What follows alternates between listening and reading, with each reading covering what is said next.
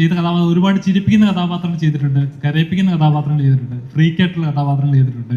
എന്താ പറയുക, ഇപ്പൊ കുറച്ച് സ്റ്റൈലായിട്ടുള്ള കഥാപാത്രങ്ങൾ ചെയ്തിട്ടുണ്ട്, സൈക്കോ ആയിട്ട് ചെയ്തിട്ടുണ്ട്. അപ്പോൾ അതൊക്കെ വെച്ച് നമ്മൾ ചെയ്തു വെച്ച കഥാപാത്രങ്ങൾ എടുത്ത് നോക്കുമ്പോൾ നമ്മുടെ കൂടെ അഭിനയിക്കുന്നവരുണ്ടാകുന്ന ഒരു ഗ്രാഫ് ഉണ്ടല്ലോ, അല്ലെങ്കിൽ കൂടെ അഭിനയിക്കുന്നവർ ചെയ്യുമ്പോൾ ചാക്കോച്ചൻ്റെ ഒക്കെ ഒരുപാട് കഥാപാത്രം നമ്മൾ കണ്ടിട്ടുണ്ട്. അപ്പം ഈ ഒരു ഇൻട്രോവേർട്ട് അല്ല ഇങ്ങനത്തെ ഒരു കഥാപാത്രം ചെയ്യുമ്പോൾ ചാക്കോച്ചനോട് എന്തെങ്കിലും പറയുക, ടിപ്സ് എന്തെങ്കിലും കൊടുത്തിട്ടുണ്ടായിരുന്നു? ടിപ്സേ അഭിനയിക്കുന്ന മലയാളത്തിൽ പറ. അല്ലല്ല, ചോദ്യം ചോദിക്കുമ്പോൾ എന്നോട് മലയാളത്തിൽ ചോദിക്കുന്നുണ്ട്, എനിക്ക് ഇംഗ്ലീഷ് അറിയില്ല. അതുകൊണ്ട് ഒന്നുകൂടെ അവിടെ മാത്രം ക്ലിയർ ചെയ്താൽ ഇൻട്രോവേർട്ട് എന്ന് പറയുമ്പോൾ അതായത് എല്ലാത്തിലും മാറി നിന്ന്, അല്ലെങ്കിൽ എന്താ പറയാ, മറ്റുള്ളവർ പറയുന്നത് മാത്രം കേട്ട് ഇങ്ങനെ എന്താ പറയുക, നമ്മുടെ ദേഷ്യം വന്നാലും സങ്കടം വന്നാലും പ്രകടിപ്പിക്കാതെ ഒറ്റയ്ക്ക് ഇങ്ങനെ ഇരിക്കുന്ന ഒരു അവസ്ഥയുണ്ട്. അതുപോലെ ആ സാധനം അന്തർമുഖൻ.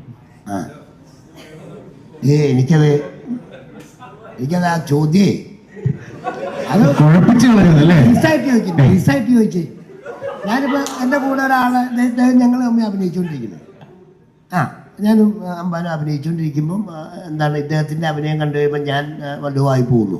എന്തെങ്കിലും ടിപ്സ് പറഞ്ഞു കൊടുത്തിട്ടുണ്ടോ, ഇതൊക്കെ ഒന്ന് ശ്രദ്ധിക്കണേ, അല്ലെങ്കിൽ കുറച്ച് അതാണ് അല്ല എനിക്ക് അത് നല്ല ചോദ്യം കേട്ടോ. അത് കാരണം വെച്ച് കഴിഞ്ഞാൽ ഞാൻ ഇവരോടൊക്കെ ഞാൻ പറഞ്ഞു കൊടുത്തു കഴിഞ്ഞാൽ ഞാൻ ആരായി? അല്ല, ഈ ഇരിക്കുന്നവരോട് പറഞ്ഞു കൊടുക്കാൻ ഞാനാരാ?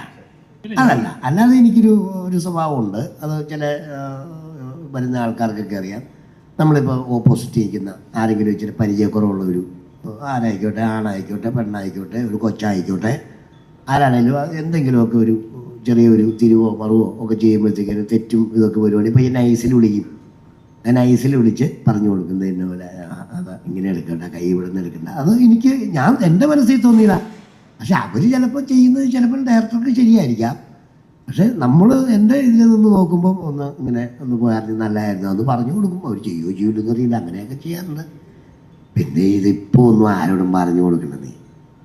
പിന്നെ ഇപ്പോൾ കണ്ട വാടയിൽ പിള്ളേർ സെറ്റ് ഇറങ്ങിയേക്കണണ്ട നടന്മാരാ, മോഹൻലാൽ സാറ്, മമ്മൂട്ടിക്ക എന്നൊക്കെ പറയുന്ന ആൾക്കാരെ പോലെ ഇരിക്കുന്ന സാറന്മാർ ഞങ്ങളെ ഇപ്പോൾ ചെറുകിടക്കാരൊക്കെ ഉണ്ടല്ലോ ഒത്തിരി.